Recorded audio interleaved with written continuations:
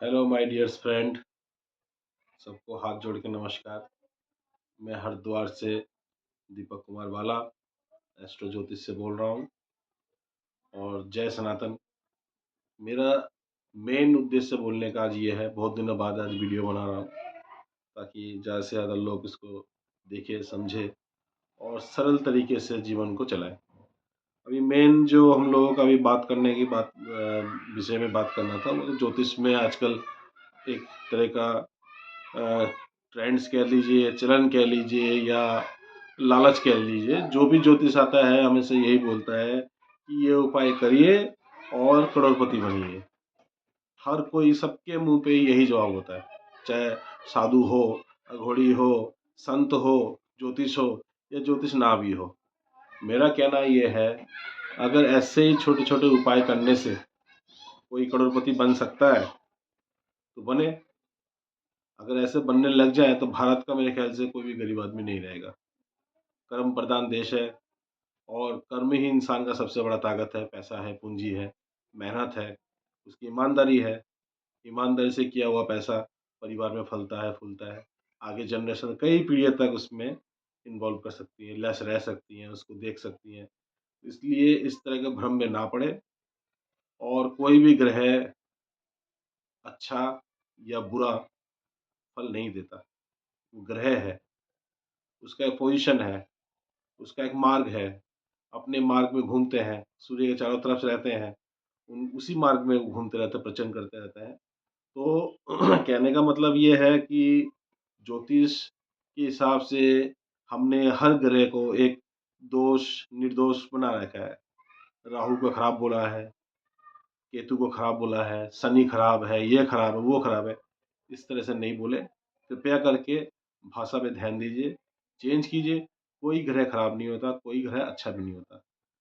हर ग्रह का अपना एक इफेक्ट होता है और इसलिए अगर ग्रह मेरे लिए राहु फेवरेबल है तो मैं कहूँगा राहु इज द बेस्ट। और अगर किसी दूसरे के लिए फेवर में नहीं है तो क्या राहु सबसे पाप ग्रह है। शनि किसी को फेवर कर रहा है तो अच्छा है, फेवर नहीं कर रहा है तो बुरा है। इस तरह से किसी को दोषारोपण ना करें। छोटी छोटी उपायों से आप इसको ठीक कर सकते हैं। घबराने की बात नहीं है।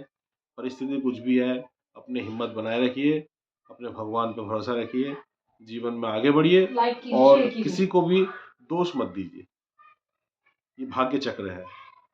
कहते हैं मेहनत से मेहनत मेहनत मेहनत मेहनत मेहनत करें, लेकिन एक सही गाइडेंस पे, सही दिशा पे मेहनत करने से उसका फल मिलता है। सत्कर्म करें, सद आचरण रखें, दूसरों के सेवा भाव रखें मन में। इस तरह की प्रवृत्तियाँ लेके अगर आप रहेंगे तो जीवन में बहुत खुशियाँ भी आएगा। और आप एक अच्छा काम करके भी आए, भले ही आपके पास पैसा भी ना हो, तो आपका जो खुशियाँ है वो 10 गुना बढ़ जाएगा। घर के बच्चे भी गर्व से कहेंगे हमारे मम्मी पापा ने अच्छा काम किया या हमारे बच्चे ने अच्छा काम किया। कृपया इस पर ध्यान दीजिए। और दूसरी बात है, पर्यावरण के ऊपर कुछ बोलना चाहता हूँ। कृपया करके जितने भी बच्चे देख रहे हो, अभिभावक देख रहे हो, स्टूडेंट देख रहे हो, टीचर्स देख रहे हो, देशवासी देख रहे हो, तो अभी जो समय है, हमने अपने देश से, धरती से, पर्यावरण से बहुत कुछ लिया है। अब बोलते हैं पंच तत्व का शरीर है। पंच तत्व मीन्स हमारे एटमोसफियर में 5 तत्व से ही मेन बोला जाता है शास्त्र में। वायु है, अग्नि है, जल है, फिर आपका धरती है। इस तरह का तत्व है, 5 तत्व। तो हमने जो धरती से लिया है, हमारा भी कर्तव्य है उसको सही चीज़ देना। आकाश से जो लिया है वो सही चीज़ वापस करना।